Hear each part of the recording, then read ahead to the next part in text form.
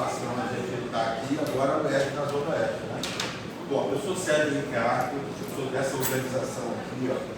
Vocês podem encontrar no site www.bahiaviva.org.br, no Instagram, no Facebook, no Instagram está com o Movimento Bahia Viva. Tem esse boto aqui, então não tem como deixar de contar. Eu sou pesquisador da Universidade Rural do Rio de Janeiro, trabalho lá em Maricá, num projeto chamado Farmacopeia. Estamos lá, é um PDI, né, um projeto de desenvolvimento e inovação. Nós estamos implantando em Maricá uma biofábrica para a produção de medicamentos veterinários, chamados PET, óleos essenciais, fármacos, CBD, né? Quando veio aí essa pandemia, o Brasil não tinha nem máscara, tivemos que comprar emergencial da Argentina e da China, é um absurdo. E a pandemia nos trouxe essa ideia de que esse campo da economia da saúde era uma questão estratégica no mundo todo. Nós estamos vivendo, tem gente que questiona isso, que eu vou falar, nós estamos vivendo tempos de emergência climática, mudanças climáticas, crises climáticas, crise ambiental, crise hídrica. Rio de Janeiro, essas crises não estão muito longe. Rio de Janeiro, há pouco tempo, teve agora, há poucos dias teve uma outra crise, mas nós tivemos a geosmina. Quem lembra da crise da geosmina? Normalmente quem mora das periferias, todo mundo se coçando, a água estava insuportável, por falta de investimento em saneamento básico. Então, somatório de crises. E o Bahia Viva, então, ele é uma organização que foi fundada em 1984, ainda durante a ditadura. Eu sou da segunda geração e agora tem um monte de jovens, mais ou menos da idade de vocês, que eu chamo da terceira geração do Bahia Viva. Nós estamos abertos para estágio, programa de voluntariado, né? Então, fazer primeiro essa propaganda aqui. Esses estágios e voluntariado, eles acontecem agora no campo da extensão universitária. Você sabe que a extensão agora é obrigatória, né? Isso é uma coisa importante, porque para a gente também, além da vivência, do conhecimento da sala de aula, a gente tem uma vivência prática, conhecer a realidade do nosso país, da nossa cidade, do bairro que a gente mora. Então sejam todos bem-vindos. Eu hoje aqui vim falar para vocês de uma experiência que eu convidei a UERJ da Zona Oeste. Nós convidamos a UERJ da Zona Oeste para ser parceira. Infelizmente não rolou, né? Mas o importante é que nós estamos aqui conversando hoje para retomar isso. O que é? Essa ideia de um estaleiro escola. Por que surgiu isso? Qual é o contexto disso? Primeiro, há certa controvérsia, mas me parece que talvez a profissão mais antiga da humanidade seja essa aqui: construir embarcação, por vários motivos: segurança alimentar, deslocamento, um monte de coisa, que eram os povos originários, seja lá onde eles estejam, né? E aí, o que acontece? Isso é um conhecimento tradicional. Estou falando das embarcações da pesca artesanal, né, gente? Não estou falando da pesca industrial, não estou falando da indústria petroleira. Esse é um problema. Como o estado do Rio de Janeiro produz 82% do petróleo do país, nós temos uma petróleo dependência, né? Depois, quem tiver interesse nisso, procura um conceito que nasceu nos anos 70, chamado doença holandesa. Quem já ouviu falar sobre isso? Então, a doença holandesa é o seguinte: dizem que toda região ou todo país que tem muito petróleo tem alguns sintomas. Primeiro, alta corrupção política. Tem a ver com o estado do Rio de Janeiro? Sim. Né? De 5, 6 governadores, 5 ou 6 foram presos. Tirando a Benedita, todos foram para a cadeia. E os que não foram, merecem. Né? 2. A riqueza, entre aspas, do petróleo nem sempre significa distribuição de renda e bem-estar social. Tem a ver com o Rio de Janeiro? Exemplo: Duque de Caxias, 500 milhões de royalties do petróleo. Olha o entorno da refinaria, os pescadores lá em segurança alimentar. Entra no YouTube do Bahia Viva, que é o contrário.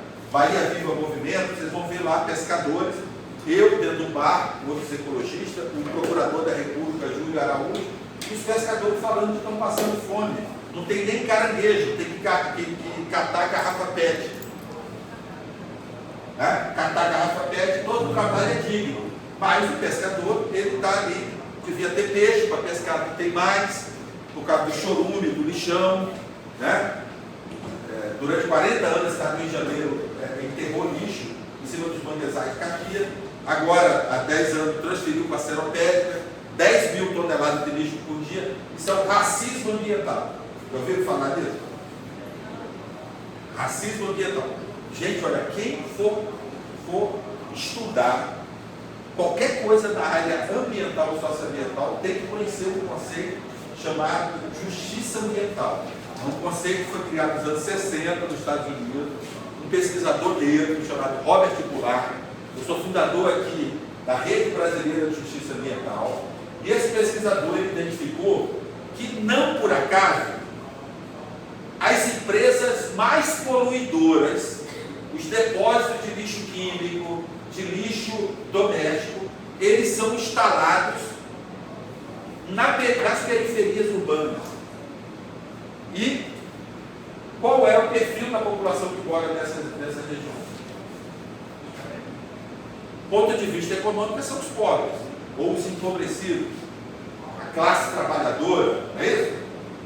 E, do ponto de vista étnico, são os pretos ou os negros, e eu diria também os indígenas. Eu sou de ancestralidade indígena, sou potiguara, né? E não tenho a menor dúvida que é isso aí. E essa questão do racismo ambiental, ele identificou nos Estados Unidos. E quando a gente chega para o Rio de Janeiro ou para o Brasil, é a mesma coisa, gente. O Rio de Janeiro produz lixo, a capital, que é mais rica, e enterra há 40 anos em cima dos manguezais de Caxias. E depois transfere para a Seropédica. A Seropédica virou talvez a cidade mais poluída do Brasil do ponto de vista de gás metano, que é o gás de estufa. Mas Seropédica é uma população muito pequena, não sei, talvez tenha 40, 50 mil. Alguém pode me ajudar aí no Google para a gente ver qual é a população de Seropédica? Seropédica não produz 10 mil toneladas de lixo por dia. E qual o benefício? Qual o retorno? Qual a contrapartida? Qual a compensação que a Seropédica recebeu? Nenhuma. É racismo ambiental na vida. Podemos dar outros exemplos. Um exemplo assim na Zona Oeste foi essa siderúrgica alemã TKCSA. Vocês já ouviram falar? Sim. Diz que tem muita gente aqui na Zona Oeste que sonha trabalhar lá. Mas, na fase de abrir buraco, que eu chamo, tinha 30 mil operários. Na hora que a empresa começou a funcionar, os melhores empregos foram todos os engenheiros da Alemanha. Nem emprego aqui no Brasil trouxe. Então, isso é uma expressão do racismo ambiental. Essa siderúrgica alemã, ela foi proibida na Alemanha. Sabe por quê? Altamente poluente. Os países desenvolvidos não querem essas plantas industriais. E vai para onde, gente? Para a periferia do capitalismo. Os países em desenvolvimento, subdesenvolvido, para a África, para a América Latina, aqui ela ganhou financiamento BNDES, 5 bilhões, isenção do ICMS, que é um imposto estadual. Vocês sabem a diferença dos impostos, né? O ICMS é um imposto estadual, a Alerj, aqueles corruptos da Alerj, isentaram, ela não paga imposto, ICMS, e a Câmara de Vereadores também isentou. Só na Câmara de Vereadores é uma isenção de 150 milhões por ano. Aí, lógico, ela prometia que gerar milhares de empregos, aquela coisa toda, mas tudo falaram. O que aconteceu é que estão contaminando, ela vai receber tudo. Então, é um exemplo do racismo ambiental. Eu tenho um livro sobre isso, quem quiser depois, vou deixar meus contatos, WhatsApp, e-mail, Franciane tem, então, a gente vai Flaviane, desculpa, porque tem um colega lá da UFRJ que é Francine, eu confundi. Flaviane tem. Então, gente, eu estou dando esse exemplo porque um dos segmentos sociais mais empobrecidos do Estado de Janeiro são exatamente os pescadores artesanais. Não se sabe nem quantos pescadores tem.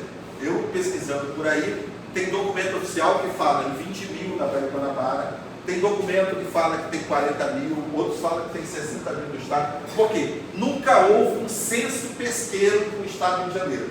E a nível nacional, já houve? Não. Lógico que tem alguns estados que é mais estruturado. Talvez no Nordeste tenha, estima-se que tem cerca de 1 milhão a 1 milhão e 200 mil pescadores no Brasil. Alta concentração no Nordeste, lá na minha região, no Norte e aqui no Sudeste, mas a Baía de Guanabara e a Baía de Sepetiba, ela vivencia o que nós chamamos de um sacrifício ambiental, um conceito da justiça ambiental. Quem tiver interesse, tem livros, obras. Aliás, grande parte das dissertações, teses hoje do campo do socioambientalismo, né? Que não é uma visão ambiental, ela é social e ambiental, né? Dizem que o tripé da chamada sustentabilidade seria a sustentabilidade social, ambiental e econômica, né? Abordam esse conceito da justiça ambiental ou racismo ambiental. Eu fico até surpreso, só para a gente fazer uma coisa aqui, que a gente está aqui entre, não vou falar nada com os coordenadores. Quem nunca ouviu falar desse termo racismo ambiental? Ou vou me inverter. Quem já ouviu falar do termo racismo ambiental? Levanta a mão. Nós estamos aqui, ninguém vai vamos falar com os professores também. Quem nunca ouviu falar no termo racismo ambiental? A grande maioria. Tá, gente? Procura, é uma literatura interessante, ajuda a gente sair um pouco da caixinha, ter uma visão crítica, um pensamento crítico. É um conhecimento multidisciplinar que você pode aplicar na engenharia. Na engenharia como? Fui contratado para construir uma estrada. No meio da estrada tem um rio, tem um quilombo, uma aldeia indígena. Como é que a engenharia tradicional faz? Passa por cima. O chamado passa o rodo. Todo mundo sabe o que é isso, né? Do direito. Direito, aquele campo do direito que só defende o capital, as corporações e dando-se o direito às populações tradicionais. Então, considerando que os pescadores são um dos segmentos mais empobrecidos na Baía de Guanabara, na Baía de Sepetiba, então vocês terem noção, tem um projeto da UENF, a Universidade Irmã da UERJ, a Universidade do Norte Fluminense, da Cerveira, que constatou que os pescadores do Norte e Noroeste Fluminense, em mais de 10 municípios, agora eu não sei se é 17 ou 19, estão vivendo insegurança alimentar, que é o nome técnico que nós usamos para quê, gente?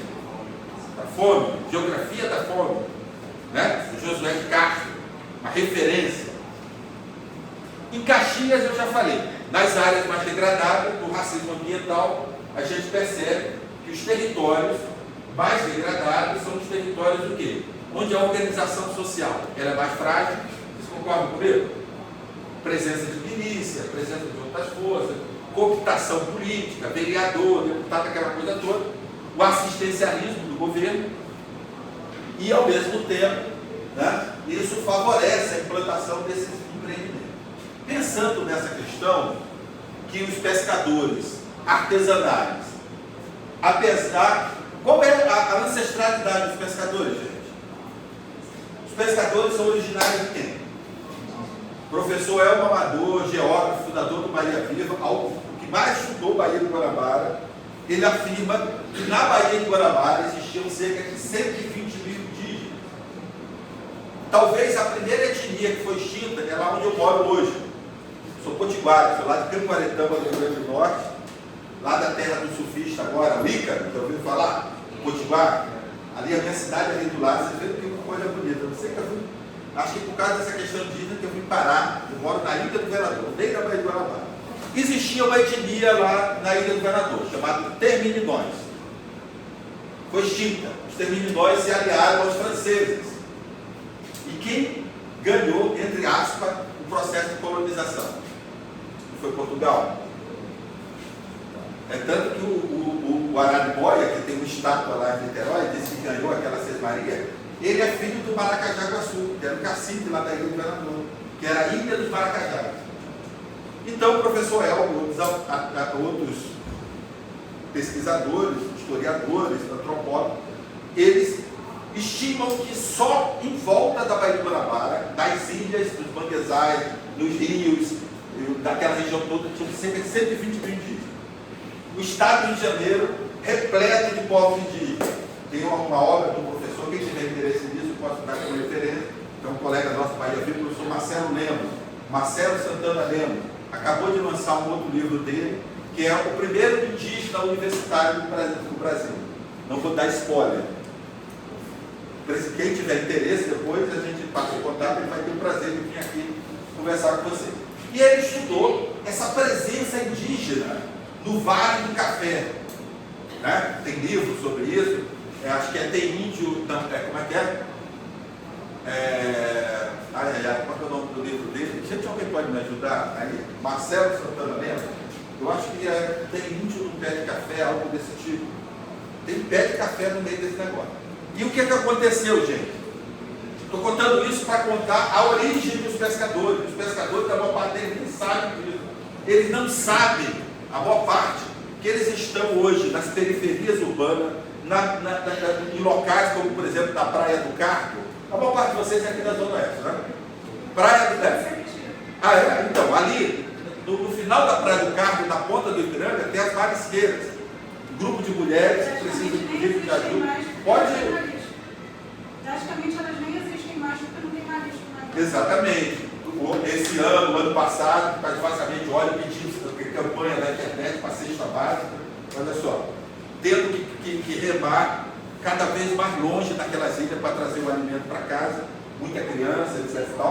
Mas os pescadores, eles foram no Rio de Janeiro todo, e eu imagino que isso é no Brasil todo, desterritorializados. Eles foram expulsos. Quando construíram aquela rodovia de Niterói-Maninga, ali tudo era manguezal, brejas e comunidade pesqueira. Foi todo mundo expulso. Você passa ali, tem aquelas favelas ali, estão ali, sem saneamento básico, espaços altamente violentos, da região do Salgueiro, todo dia está na televisão.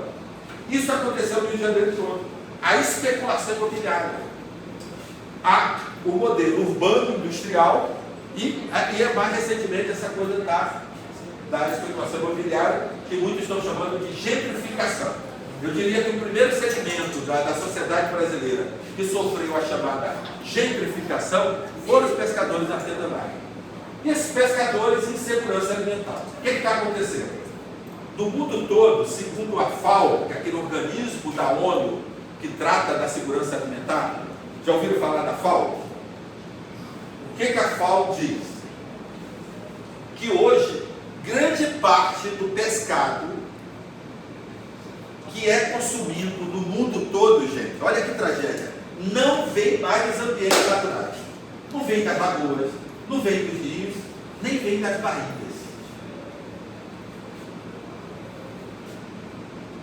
E aí,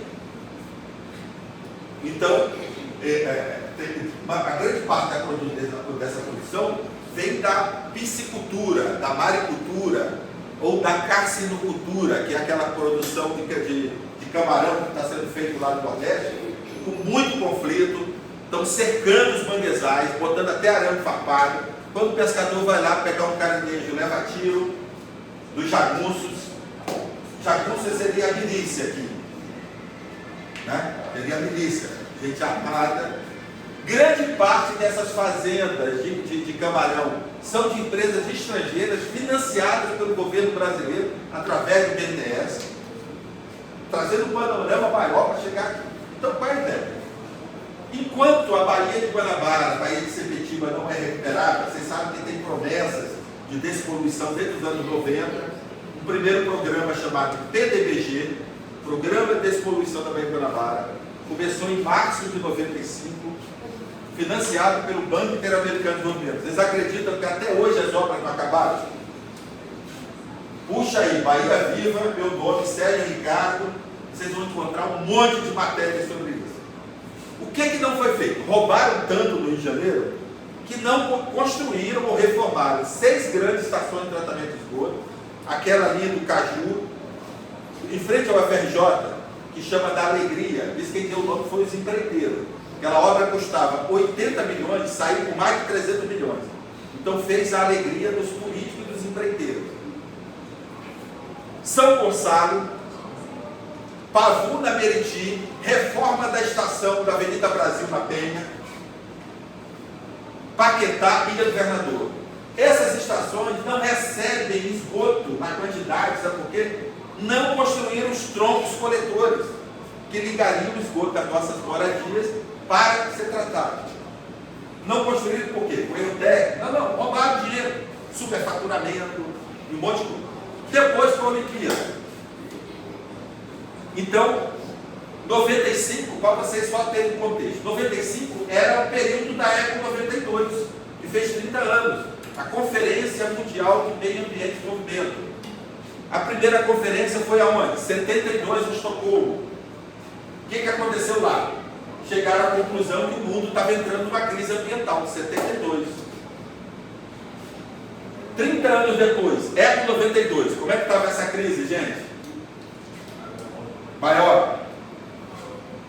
Aí fizeram no Brasil a conferência. E agora fizeram lá Rio mais 20, não foi? Rio mais 20. Então, de conferência em conferência, o capitalismo está devorando a natureza. E junto devorando as nossas vidas e a nossa saúde. O que aconteceu então?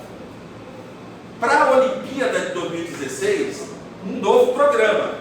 Lembra que o governador Pezão depois falou: vamos despoluir 80% da Baía de Guanabara. Estava aquela polêmica da questão se ia poder ter o campeonato de vela, os remadores, por causa do lixo da Baía de Guanabara. Você lembra dessa polêmica? E aí ele falou: não, nós vamos despoluir. Falou para o Comitê Olímpico Internacional. Depois todo mundo do Comitê Olímpico Internacional foi preso por corrupção. Inclusive ele. Não, manda um novo programa. Em vez de terminar o PDBG, criaram um segundo programa, gente, chamado PSAN, PSAN, Programa de Saneamento dos Municípios da Baía da região metropolitana. Não concluíram as obras e começaram novas obras. É tanto que em São Gonçalo existe uma estação de tratamento de esgoto ali na rodovia de Tramanilha, quando a gente vai para a região do lago, que nunca tratou nada. E no Rio Alcântara tem uma outra estação construída, um construído pelo PDBG, que não foi concluído, e outro pelo PSAN. Aí veio falência financeira do Rio, ou seja, agora tem uma privatização da SEDAI e nós estamos vivendo esse déficit aí, que é um déficit não só do Rio de Janeiro, déficit nacional. Um dos grandes problemas do Brasil é o não tratamento de esgoto, e vocês que estão aqui em uma série de profissionais poderiam estar ajudando as universidades. Pensando nesse cenário que os pescadores estão em segurança alimentar, a posição do Bahia Viva é apoiar as comunidades com o que nós chamamos um campo da economia do mar, que para a ONU chama-se economia azul. Quem já ouviu falar desse conceito? Economia do mar? Pode levantar o dedo, gente. Só para a gente está aqui para trocar e a gente quer ouvir vocês depois também. E aí nós resolvemos, através de editais de projetos, esses projetos são de medidas compensatórias, não sei se vocês já estudaram isso. Todo grande empreendimento, um desastre ambiental, que chama-se acidente, mas são desastres, eles geram uma medida compensatória.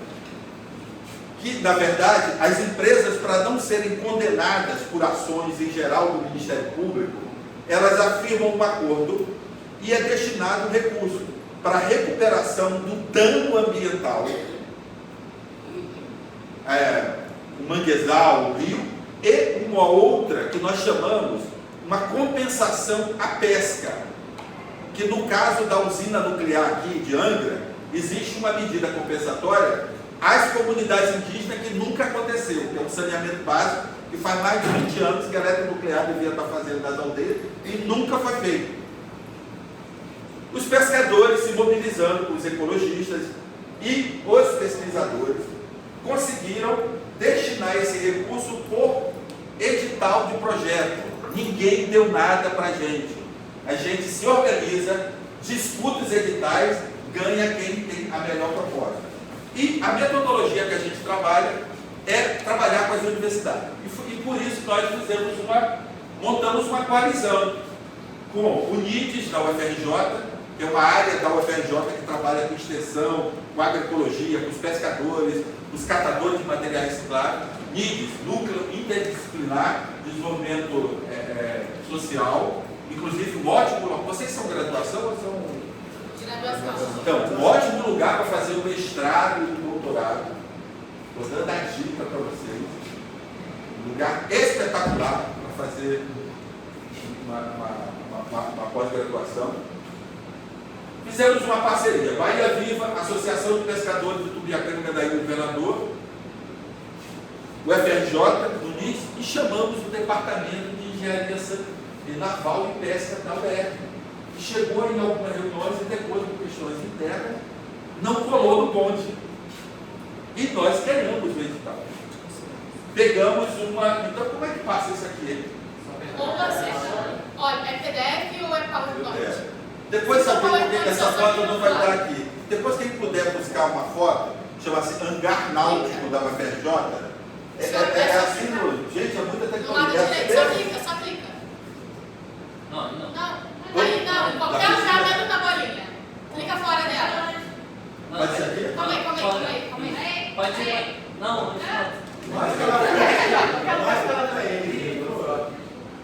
Então, não vai ter a foto. Ah, está aqui o hangar. Mas tem um hangar. Esse hangar, o que acontece? Lá na Ilha do Fundão, vocês sabiam que a Ilha do Fundão eram 9 ilhas que foram aterradas? Aterradas, sabe por quê? Por causa de vocês, os estudantes revolucionários que ficavam no centro da cidade protestando. E o governo falou o seguinte: temos que tirar os estudantes do centro do Rio de Janeiro. E resolveram aterrar 9 ilhas. Quem morava naquelas ilhas do Fundão, gente? Quem que morava lá? Os pescadores. Lá, inclusive, tem senzala. Tem, inclusive, senzala, lá resquício de senzala. O que aconteceu? Aterraram tudo aquilo ali. Antes dos aterros, o presidente Vargas, vocês sabem que o Vargas, ele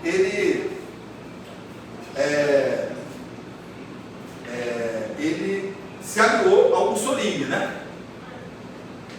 Então, ele cedeu uma das ilhas, chamada Catalão, para construir um grande hangar. E lá era a chegada dos hidroaviões, antes dos aterros. Esse hangar, é isso aqui, ó, essa construção. No Google tem foto dele melhor. O que aconteceu? Esse hangar foi ficando por lá, meio que abandonado. Na época da construção do metrô virou canteira de obra. Resumo: estamos reformando esse hangar, reformamos uma parte dele, transformamos ele num estaleiro escola. E estamos formando lá. Fizemos um processo seletivo, porque esse edital, olha só qual é o edital, como é que é o edital. Estou falando de edital, é importante, porque vocês que estão na academia, depois vocês vão buscar recursos, bolsa e tal, é por edital, gente. Tem que aprender esse negócio. Ciência e tecnologia no Brasil não tem dinheiro público. Se você não for atrás dos editais, você não consegue fazer nada. Estou falando aqui. Então, olha só a abrangência do edital. Ele é um edital para a Carpintaria Naval Artesanal. Aqui, ó, tá logo, ó. Ministério Público Federal. Lembra daquele dinheiro? A empresa, a Chevron, vazou lá 10 anos atrás, ficou 15 anos na justiça. Quando ela ia ser condenada, ela ia perder o direito de buscar financiamento, por exemplo, do BNDES, correto? Ia ficar com o nome sujo. Aí ela fez um acordo.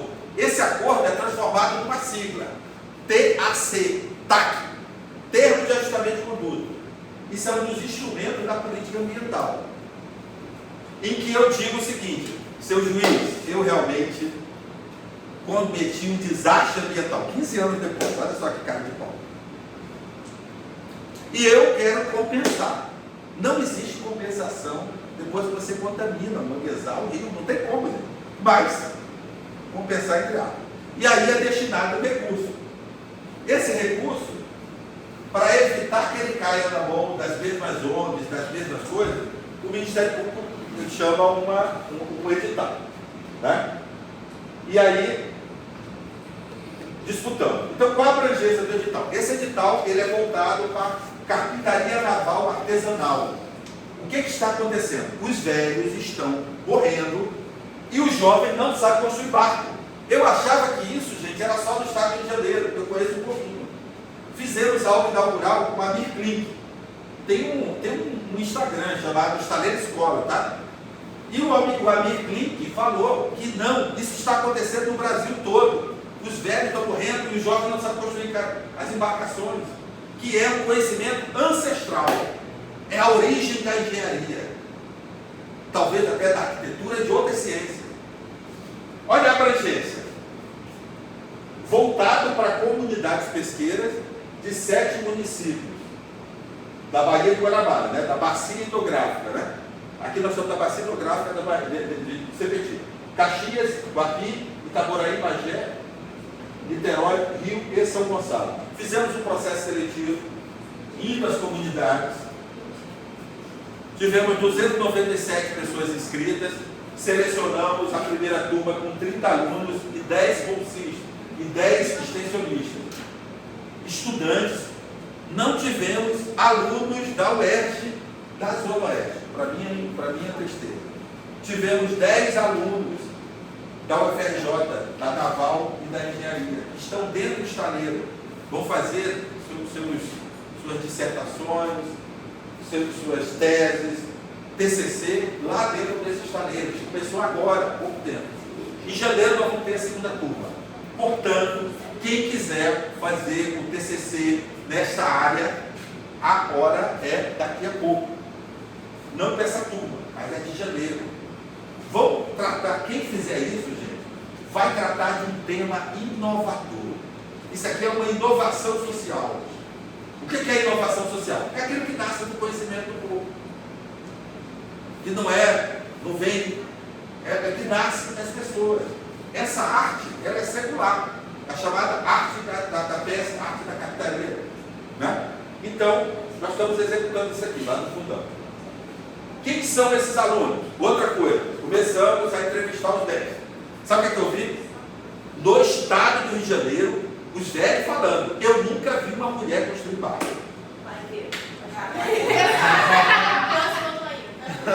Seja bem-vindo. Eu fiquei chocado. Eu falei, mas como assim? Não, na Bahia tem, no Pernambuco tem, no Pará tem, no Amazonas tem. Mas no estado de Janeiro, aí entrevistar outro mestre. A mesma coisa. O outro. Eu fiquei impressionado. O Ministério Público, ele cria critérios. Primeiro, abrangência. Qual é a abrangência do projeto? Município da Baía de Guanabara, correto? Então você tem que ter alunos dos 7 municípios. Alunos e alunos. 2. A inserção das mulheres e dos jovens. E quando nós começamos a ir para as praias, divulgar o curso, teve de tudo. Por exemplo, na Rua da Lama, que é ali em Niterói, perto das barcas, do lado, quando eu cheguei tinha uma jovem, uma adolescente.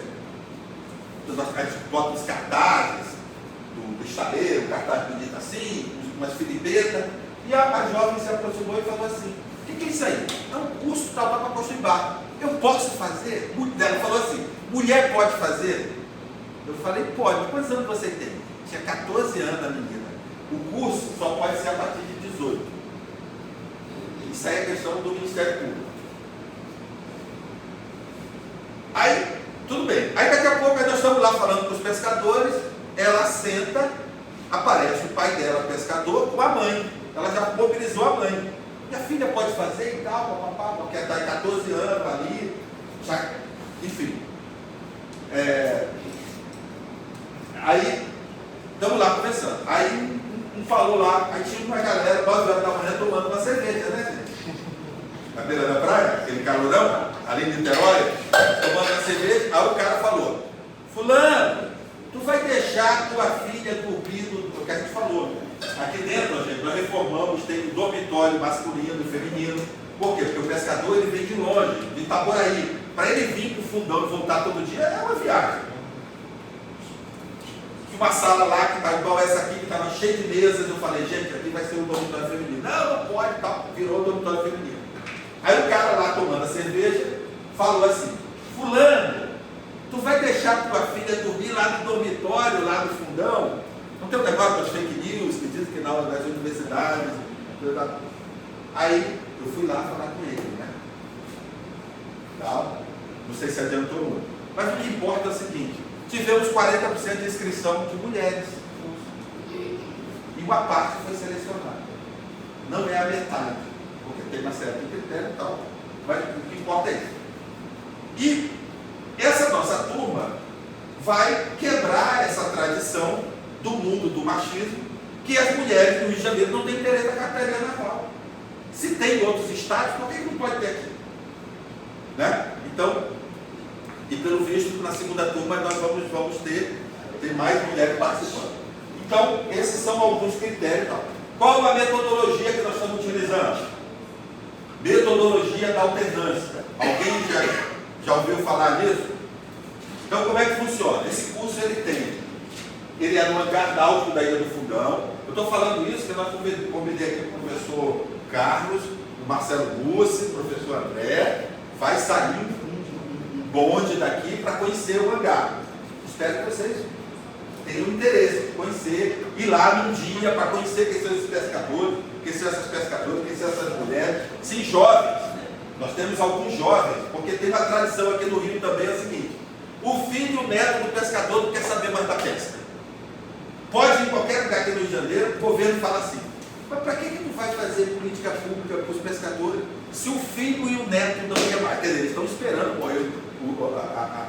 a atual geração para acabar de vez os pescadores, sumir com os pescadores. É um sumiço político, né? Então o que acontece? A ideia é promover o ressurgimento dessa cadeia produtiva da construção de embarcações, até porque a frota do estado do Rio de Janeiro é a mais antiga do Brasil. Só para vocês entenderem, gente, dos anos 70 até os anos 70, o estado do Rio de Janeiro era o segundo maior produtor de pescado do Brasil. Peixe está caro e está barato. Muito caro. E você vai para a cidade litorânea, muito caro. O brasileiro, ele é uma das populações que menos consome pescado, que é o alimento mais saudável. Vocês concordam? Até o final dos anos 70. Nós éramos o segundo maior produtor de pescado, só perdíamos para Santa Catarina. O que Santa Catarina fez? Estruturou a cadeia produtiva da pesca, com fábrica de gelo, pia, frota, escola de pesca, estaleiro, inclusive estaleiro comunitário. Você chega na Bahia, no litoral, o cara tem um terreno, trabalha ele, o filho dele, o neto, e ele tem uma rampa, não é uma coisa grande, e ele tem lá uma ferramenta e ele faz um barco para o alto mar. Por que aqui no Rio de Janeiro essa pobreza toda?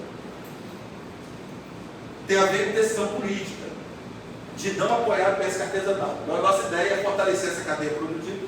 Nós estamos falando de ressurgimento, né? E aí, os professores, quem são?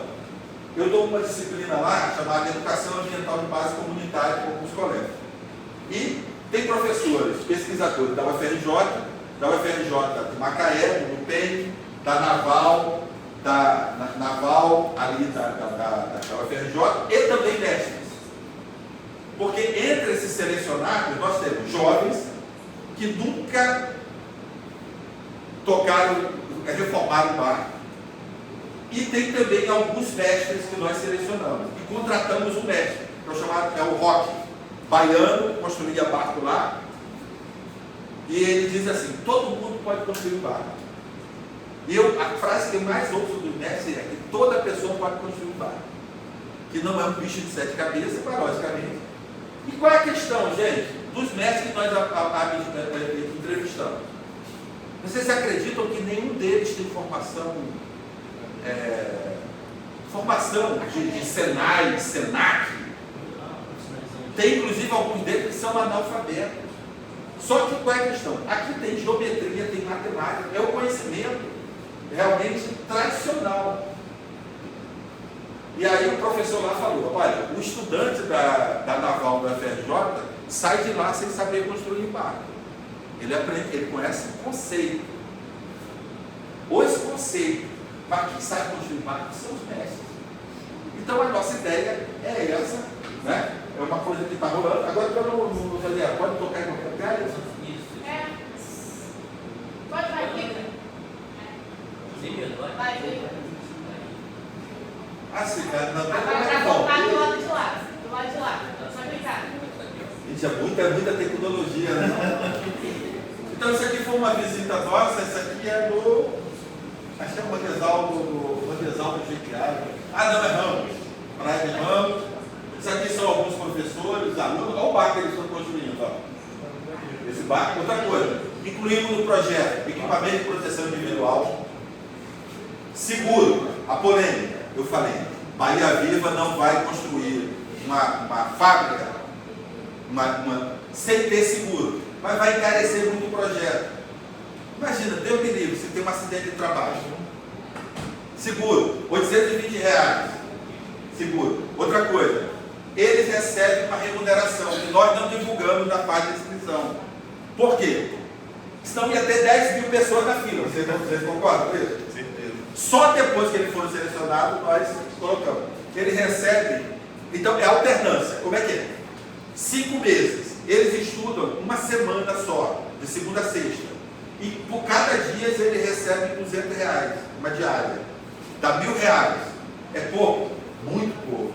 Mas se eu falar para vocês que faz a diferença para pessoas que estão em segurança alimentar. Você sai para pescar, as marisqueiras lá de Sepetiba, que a colega conhece, não tira R$200 por dia.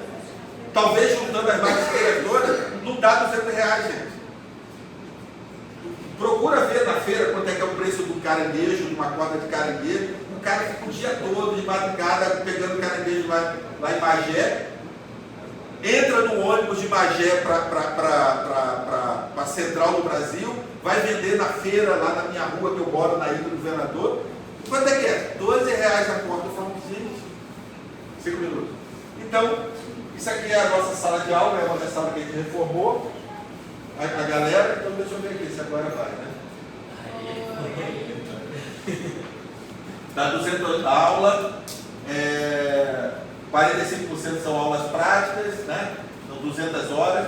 Sai com certificado da UFRJ, que é uma coisa importante, vale no Brasil todo. Técnicas básicas de treinamento para construção, estudo, conceito de arquitetura naval, hidrodinâmica, resistência de matéria. O que eu estou tentando dizer é o seguinte: esses conceitos aqui que são científicos, os mestres sabem deles, eles estão dando aula para o professor. Aquela coisa empírica do conhecimento, porque na hora de estudar aquela madeira é um negócio incrível, né? E outra coisa, a gente tem uns equipamentos modernos, mas a maior parte dos pescadores não tem esse equipamento, é tudo manual. Então aquela serra que nós compramos, custou R$20 mil, o cara faz aquilo mesmo, mas ele faz um serrote, com equipamentos muitas vezes construídos por eles.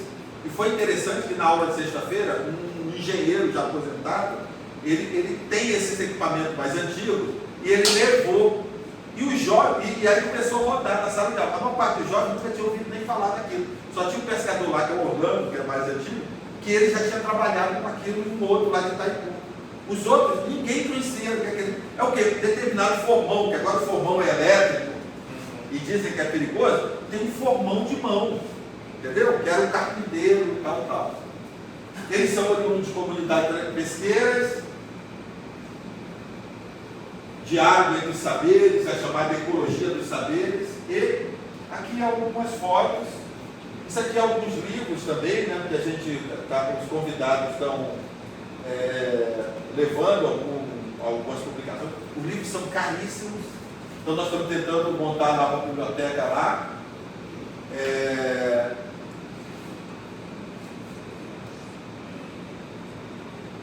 isso, gente. Assim, basicamente é isso. Estou trazendo aqui um relato de uma experiência que está acontecendo nesse momento, que a gente tomara que dê certo. Como eu falei, é uma inovação social. Você não encontra na prateleira de um supermercado. São questões que a gente percebeu que há essa essa necessidade nessa transição. Enquanto as baías não têm a sua saúde ambiental recuperada, o pescador não pode ficar passando fome. E o filho dele, o neto, tem perspectiva.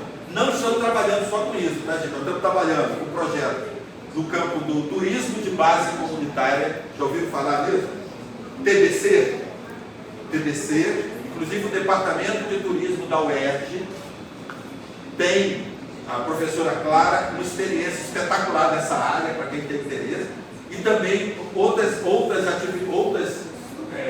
formações, qualificações profissionais que nós chamamos do campo da economia do mar, como por exemplo o ensino marítimo profissionalizante. Pescador não é uma coisa só, dependendo do tamanho do barco, você tem que ter uma carteira para pilotar o barco, porque essa carteira só quem disponibiliza é a Marinha, a Capitania dos Portos. Tem carteira, gente, que custa 15 mil, 12 mil, 8 mil. O pescador não tem como pagar isso. E aí a gente promove esses cursos exatamente para proporcionar. Formamos 27 pescadores, pescadoras e agricultores também, familiares, no POP, né? Que é a carteira, aquele que o cara pode ser piloto do barco, e com o barco dele ele pode fazer um turismo, levar uma galera para pescar, visitar uma área, etc e tal. Porque se ele for, cada vez que ele vai pilotar um barco maior, ele tem que ter um tipo de carteira específica. E essas carteiras, cada vez mais maior o barco ou o navio, vai ficando mais caro. Tem carteira dessa, gente, que custa 20 mil reais. Quem é que tem 20 mil reais para se qualificar? Então é isso, característica. A maior parte dos já idosos são analfabetos ou semi-analfabetos. E entre os filhos, netos dos pescadores, a grande maioria não tem o segundo grau. Então, vocês sabem, né, que nessa condição está completamente excluído do mercado de trabalho. Então, a ideia é essa. Isso não significa abandonar a luta por ter um planeta mais saudável, recuperar a Baía de Guanabara, a gente poder tomar banho, pescar e etc. Tal. Mas enquanto isso não acontece, nós temos que trazer esse tipo de coisa. Isso fortalece a organização comunitária. Você surge aí novas lideranças, vocês vão indo lá no estado, vocês vão ver da voz deles qual é o processo. E também fomenta políticas públicas, porque na verdade isso aqui não deveria estar sendo feito por uma medida compensatória. Isso deveria ser política pública. As secretarias de trabalho deveriam estar formando isso, pensando numa política para a pesca artesanal na escala do estado do Rio de Janeiro, que é inexistente. Você tem uma coisa aqui, outra lá, mas assim, com essa perspectiva não. Não era isso aí. Para participar desse projeto, para tirar a carteira, como faz? Então, esses projetos que vêm de medida compensatória, viu, gente? Eles são, é a medida compensatória estabelecida pelo TAC, né? O termo do ajustamento de conduta que eu falei? Sim. De responsabilidade. A PRIO é o nome da Chevron.